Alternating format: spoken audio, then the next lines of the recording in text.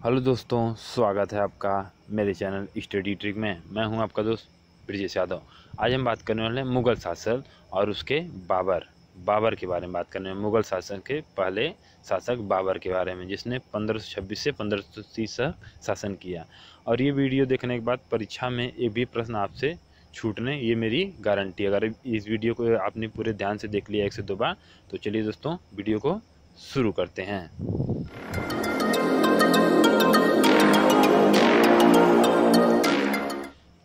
तो सबसे पहले है बाबर का पूरा नाम। तो बाबर का पूरा नाम जहरुद्दीन मोहम्मद बाबर था। जहरुद्दीन मोहम्मद बाबर। बाबर का जन्म 14 फरवरी 1484 फरगना अनंतीजान उज्बेकिस्तान, फरगना जो वर्तमान के उज्बेकिस्तान में है। बाबर की माता का नाम कुतुब मीनार खामन और पिता का नाम उमर शेख मिर्ज़ा था।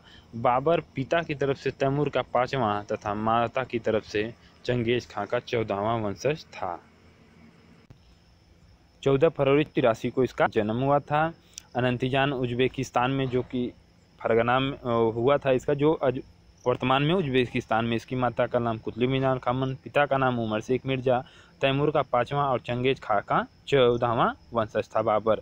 और इसका पूरा नाम जहरुद्दीन मोहम्मद बाबर।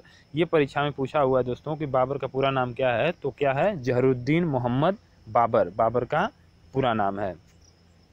और इसकी माता का नाम कुतुब मीनार खामन और पिता का नाम उमर शेख मिर्ज़ा है, जो कि तैमूर का 5वां वंशज है और अपनी माता की तरफ से चंगेज खां का 14वां वंशज है। बाबर मात्र 12 वर्ष की उम्र में अपने पिता की मृत्यु के बाद अपनी दादी दौलत बेगम की वजह से फरगना का शासक बना।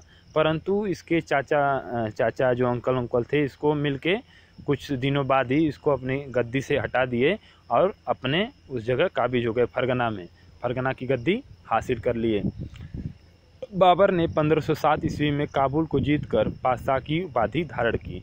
जब फरगना यह नहीं जीत पाया तो ये काबुल की तरफ, अफगानिस्तान की तरफ बढ़ा और 1507 ईस्वी में काबुल जीतकर पातशाह की उपाधि धारण की, जो अभी तक किसी तैमूर शासक ने धारण नहीं की थी। जैसे तैमूर की तरफ से 5वां वंशज था, तो जो अभी तक किसी तैमूर शासक ने धारण नहीं की थी। बाबर के 4 पुत्र थे और एक बेटी। बाबर के 4 पुत्र थे। कौन कौन थे? हुमायूं, कामरान, अस्करी, हिंदाल।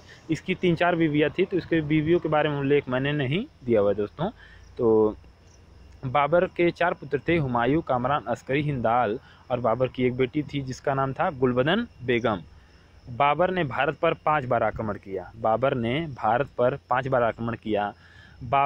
भारत पर सबसे पहला आक्रमण 1519 में बाजार और भेरा को किलों पर किया, जो कि यूसुफजाई जाति के विरुद्ध में था। बाबर को भारत पर आक्रमण करने का निमंत्रण किसने दिया? तो मेवाड़ के शासक राणा सांगा ने। बाबर को भारत पर आक्रमण करने का निमंत्रण किसने दिया? एक क्वेश्चन पूछा हुआ है कि बाबर को भारत पर आक्रमण करने का निमंत्रण किसने दिया? तो राणा सांगा ने, मेवाड़ के शासक राणा सांगा ने। और खानवा का युद्ध भी राणा सांगा के साथ ही बाबर ने लड़ा। पानीपत के प्रथम युद्ध में बाबर ने पहली बार तोपखाने का प्रयोग किया, यानी तुगलका नीति, यानी तोपखाने का प्रयोग किया। जैसे गोला बारूद, पहली बार किसी युद्ध में गोला बारूद प्रयोग हुआ तो पानीपत के युद्ध में। अली एवं मुस्तफ़ा बाबर के 2 प्रसिद्ध निशानेबाज थे, जिसने पानीपत के युद्ध में भाग लिया। बाबर के 2 प्रसिद्ध निशानेबाज, अली एवं मुस्तफ़ा बाबर के 2 प्रसिद्ध निशानेबाज थे। बाबर ने अपने दिल्ली पर शासन करने के बाद बाबर ने 4 युद्ध लड़े। पानीपत का प्रथम युद्ध 21 अप्रैल 1526, इसी युद्ध से बाबर यहाँ की सत्ता पे काबिज हुआ। और खानवा का युद्ध 17 मार्च 1527 को लड़ा। और चंदेरी का युद्ध 29 जनवरी 1528 को और घाघरे का युद्ध 6 मई 1529 को। तो इसके बारे में मैंने कुछ ज़्यादा बताने की कोशिश नहीं की है। इसका तो हर यूट्यूब चैनल पे ट्रिक मिल जाएगा इसको, कि पानी पिया, खाना खाया, चल दिया, घर गया, मर गया, ऐसे कुछ करके दोस्तों तो मिल जाएगी आपको। तो अगला पॉइंट है, पानीपत विजय के उपरांत बाबर ने प्रत्येक काबुल निवासी को 1-1 चांदी का सिक्का दान दिया, जिससे उसे कलंदर कहा जाता है। जब पानीपत युद्ध जीत गया बाबर, तो काबुल के जितने निवासी उसके साथ आए हुए थे या अमीर जो आए हुए थे, उनको सभी को 1-1 चांदी का सिक्का दिया, इसलिए उसके कलंदर कहा गया, बाबर को कलंदर कहा गया। खानवा के युद्ध में बाबर ने जिहाद का नारा दिया। जब उसके राणा सांगा से युद्ध होने वाला था तो उसने जिहाद का नारा दिया तथा गाजी की उपाधि धारण की। बाबर की मृत्यु आगरा में 26 दिसंबर 1530 में 48 वर्ष की आयु में हुई। बाबर की मृत्यु 48 वर्ष की उम्र में हो गई दोस्तों। बाबर ने अपनी आत्मकथा बाबरनामा तुर्की भाषा में लिखी, जिसका फारसी में अनुवाद किसने किया? तो किसने किया, ये पूछा हुआ प्रश्न है कि बाबरनामा का फारसी में अनुवाद किसने किया? तो किसने किया? अब्दुल रहीम खान खाना ने।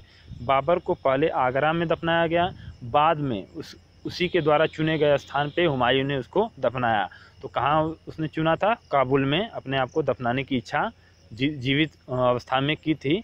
उसके पुत्र ने उसको वहाँ पे दफनवाया बाद में। और उस अपने आत्मकथा बाबरनामा किस में लिखी?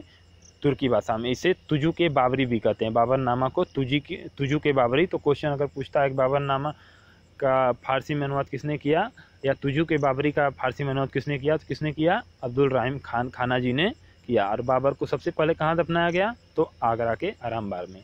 तो उम्मीद करता हूँ दोस्तों वीडियो आपको पसंद आएगी। दोस्तों वीडियो